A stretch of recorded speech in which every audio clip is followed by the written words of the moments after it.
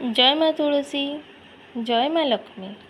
नमस्कार दर्शक बंधु, मु स्वागत करछि मो चैनल सुप्रभात रे।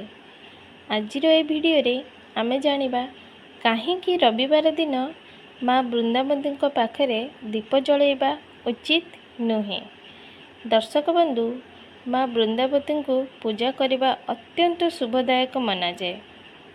प्रतिदिन माँ वृंदावती को जल चढ़ाइले से आपणकर समस्त मनोकामना पूर्ण करिथांती।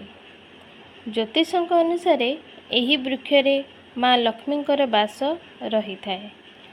मान्यता अछि कि रविवार दिन तुलसी को पूजा करने उचित मना जाए नाही।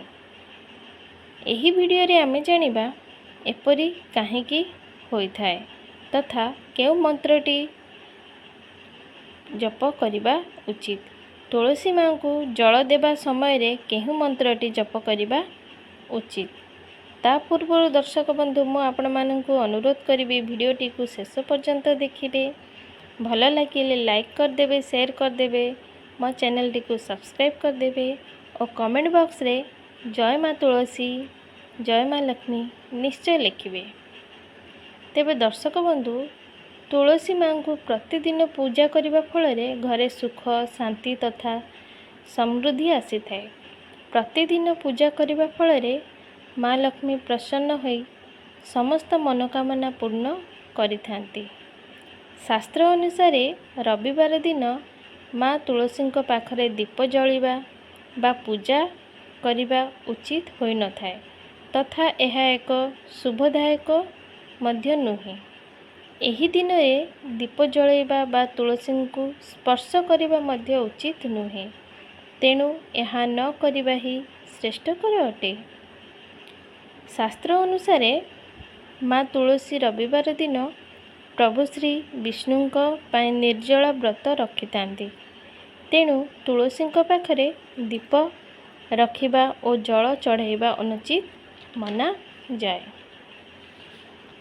रविवार दिनटी मुख्यतः सूर्यदेव को अर्पण करा जाए अछि। एही दिन रे आपण सूर्यदेव को आराधना तथा सूर्यदेव का मंत्र जप करि पारिबे। माँ तुलसी को लक्ष्मी माँ प्रतीक रूप में मना जाए। ज्योतिषक अनुसार सूर्य और विष्णुदेव एका संगे पूजा करने उचित बोली मना जाए नाही। तुलसी मूल सूर्य अस्त पर मध्य दीप जलैबा अनुचित बोली कहा जाए अछि। कारण संध्या पर तुलसी माँ सोई जाती, तापर दीप जलैले पूजा स्वीकार होई न थाए। यथा संभव सकाळ समय दीप जलैबे और शुभ फल प्राप्त करिवे। तेबे दर्शक बंधु, आसंतु जानिबा तुलसी माँकर से मंत्रटी जहाँ आपण जल देवा समय जप करिपारिबे। एही मंत्रटी 11 थर किंबा 21 थर आपण जप निश्चय करंतु जेबे आपण तुलसी माँ को जल आपण करूछंती।